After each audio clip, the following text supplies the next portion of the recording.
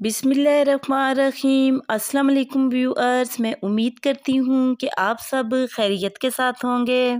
खुदा आपको खुश रखे, आबाद रखे और ढेरों खुशियाँ अता फरमाए। आज अपने इस प्रोग्राम में मैं आपके साथ शलजम गोश्त की ज़बरदस्त सी रेसिपी शेयर कर रही हूँ। बहुत इजी तरीके और कम मसालों के साथ मैं आज आपको शलजम गोश्त की ये रेसिपी बनाना सिखाऊंगी। मेरी इस रेसिपी को फॉलो करते हुए आप ज़बरदस्त सा शलजम गोश्त का सालन खुद तैयार कर सकते हैं। अगर आपको भी मेरी आज की शलजम गोश्त के सालन की ये रेसिपी पसंद आए तो कमेंट सेक्शन में अपनी राय के बारे में मुझे ज़रूर बताइएगा कि आपको मेरी आज की शलजम गोश्त के सालन की ये रेसिपी कैसी लगी। इसी के साथ ही अब हम चलते हैं अपनी आज की रेसिपी की तरफ।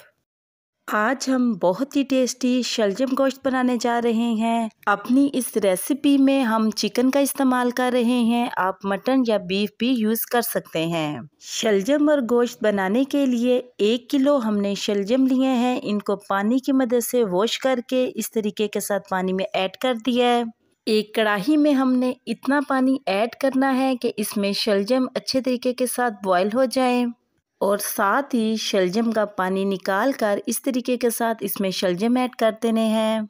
चम्मच की मदद से इनको पानी में मिक्स करना है और ढक्कन की मदद से इनको कवर करके 12 से 14 मिनट के लिए पानी में बॉयल करना है ताकि ये सॉफ्ट हो जाएं। 14 मिनट गुजर चुके हैं और शलजम हमारे बिल्कुल सॉफ्ट हो चुके हैं। शलजम को हमने एक छलनी की मदद से छान कर इनका पानी निकाल लेना है। शलजम को एक छलनी की मदद से छानकर इसका पानी हमने इस तरीके के साथ निकाल लिया है। शलजम को एक बर्तन में निकालकर मदनी या डंडे की मदद से हमने पीस लेना है। शलजम को आपने जूसर में हरगिज़ ग्राइंड नहीं करना क्योंकि इससे इनका असल फ्लेवर और टेस्ट ख़त्म हो जाएगा। पीसने के बाद शलजम की ये फाइनल लुक बनकर रेडी हो चुकी है। शलजम को पीसने के बाद अब हम अपनी रेसिपी स्टार्ट करते हैं। एक कढ़ाई में हमने एक छोटी प्याली कुकिंग ऑयल ऐड करना है और साथ ही इसमें 2 बड़े साइज की प्याज जिनको हमने बारीक बारीक चॉप कर लिया है ऐड करनी है। चम्मच की मदद से इनको फ्राई करते हुए इनको गोल्डन ब्राउन कर लेना है। 5 से 6 मिनट में ही प्याज गोल्डन ब्राउन कलर में चेंज हो चुकी है। जैसे ही प्याज गोल्डन ब्राउन कलर में चेंज हो इसमें हमने 2 टेबलस्पून अदरक और लहसुन का पेस्ट ऐड करना है। 2 से 3 मिनट तक मीडियम फ्लेम पे इनको प्याज़ों के साथ फ्राई करना है।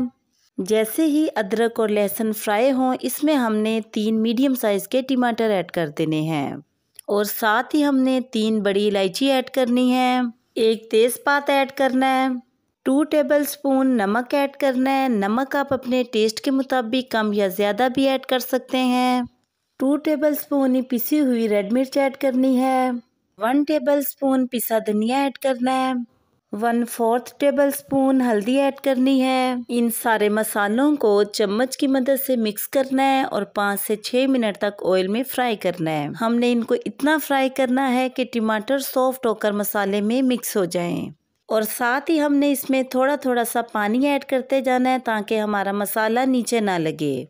आप देख सकते हैं कि टमाटर और प्याज मसाले में घुलकर मिक्स हो चुके हैं और हमारा मसाला माशाल्लाह से बिल्कुल रेडी हो चुका है। जैसे ही मसाला रेडी हो इसमें हमने चिकन ऐड कर देना है। 1 kg हमने चिकन लिया। आप अपनी मर्जी के मुताबिक चिकन की मिकदार कम या ज़्यादा भी कर सकते हैं। चिकन को 10 से 12 मिनट तक मीडियम फ्लेम पे मसाले में फ्राई करना है ताकि इसका कच्चापन ख़त्म हो जाए। 12 मिनट गुजर चुके हैं और चिकन फ्राई होकर रेडी हो चुका है। जैसे ही चिकन फ्राई हो इसमें हमने हाफ प्याली पानी ऐड कर देना है। चम्मच की मदद से इसको मिक्स करना है और ढक्कन की मदद से इसको कवर करके 10 से 12 मिनट के लिए मीडियम फ्लेम पे चिकन को पकाना है। 12 मिनट गुजर चुके हैं और चिकन सॉफ्ट होकर बिल्कुल रेडी हो चुका है।